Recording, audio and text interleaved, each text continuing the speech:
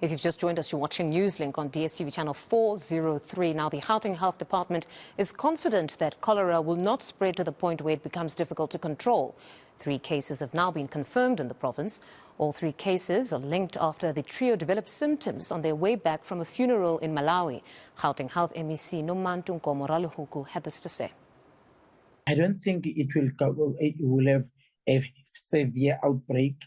That's my prayer and my prayer. I wish it can be listened by the men above, because if we get a severe outbreak, it will be very difficult for us to control it.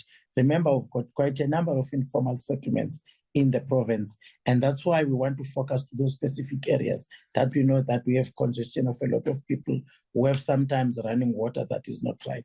And we want to appeal to the communities, let's not throw water in front of the areas where they stay, because sometimes that water just stays in the ditch and then it becomes something else at the end. So those are the basics that we should try and tell our communities not to do, the do's and don'ts, as I was indicated earlier on, because we want to prevent that. Because you remember, we're coming from COVID-19 and we don't want to go back to that stage again. That's why already we've activated our teams in the department to go around the province to talk to social media about this. I'm sure you have seen even messages from the district offices of health, which is our regional offices in the whole province. I've activated all those teams because I believe that this must be stopped before it can get serious.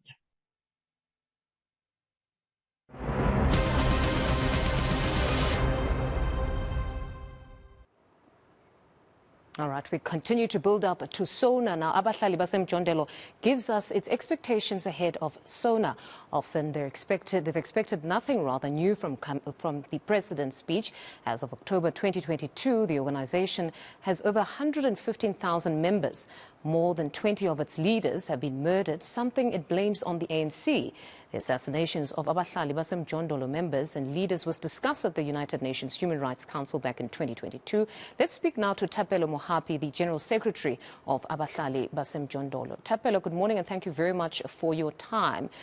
Very difficult position you find yourselves in. I know the last time I spoke to you, you were also at an undisclosed location because it seems you're under siege. A number of your leaders are being killed. What are your expectations today when you hear the president about the plight of shack dwellers and the downtrodden? Good morning, Mfundo. Good morning to ENCA viewers. Yes.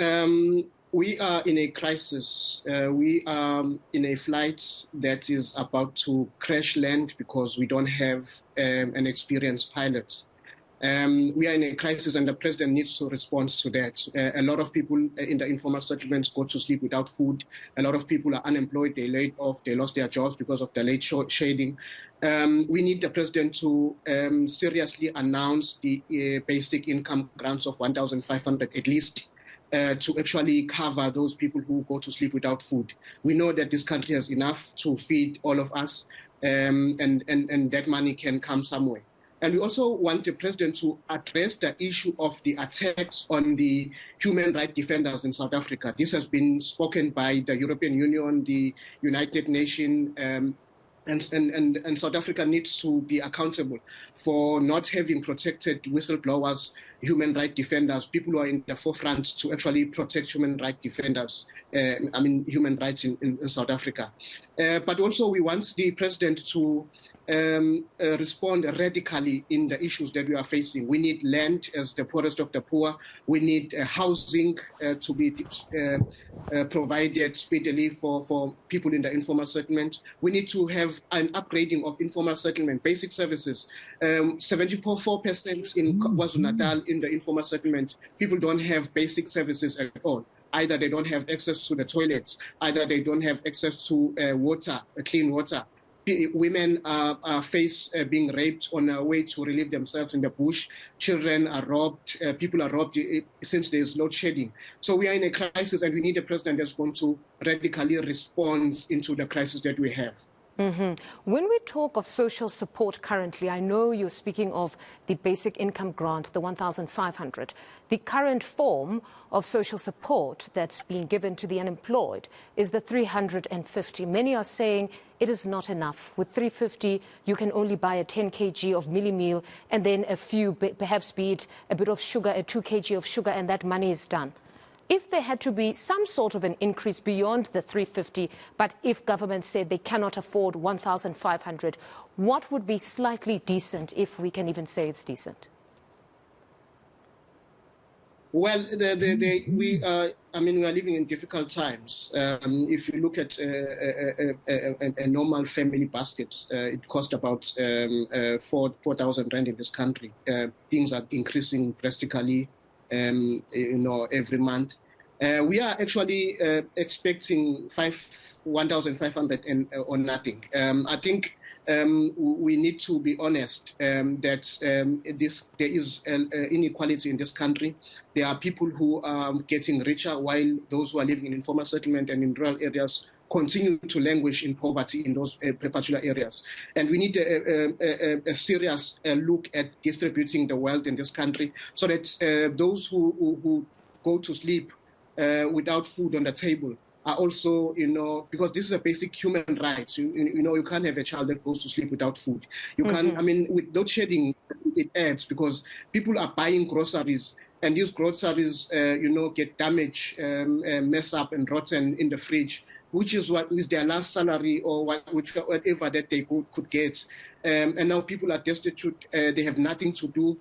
So I don't think, given the inflation and the increase of food in this country, that we could settle. The 1,500 is at least, a basic family groceries will cost 4,000 or more. So what I'm getting from you is that you share the sentiments of Labour Federation SAFTU, who say tax the wealthy to fund the poor, that perhaps government needs to change its posture towards the wealthy, that in this instance they need to be willing and brave enough to say, we're going to take from you to fund the poor. Yes, the reason why we have such a huge inequality in this country is because those who use labor, who benefit from our labor, are getting more, while those who go and wake up every day in the morning are actually spending their bus fare, their salaries to pay for bus fare, to pay for traveling to work. And we are saying that that must be looked into. But given the COVID-19 pandemic, given the food riots in Durban, and of course the floods that have taken place, we have been hit very hard. There are a lot of people who are unemployed. And of course, in order to respond to such, you need to introduce their basic income grants so that those that are laid off can also survive at home. And of course, you try and meet halfway those who are actually going to work but are not getting enough pay. So there needs to be a balance. And of course, the rich must pay for this. It will come from the taxpayers. It will come from those who are continuously getting richer at the expense of the labor, at the expense of the impoverished in informal settlement and in the rural areas. Mr. Mohapi, as always, thank you very much for your time. That was Thapelo Mohapi. He's the General Secretary of Abahlali, baseMjondolo.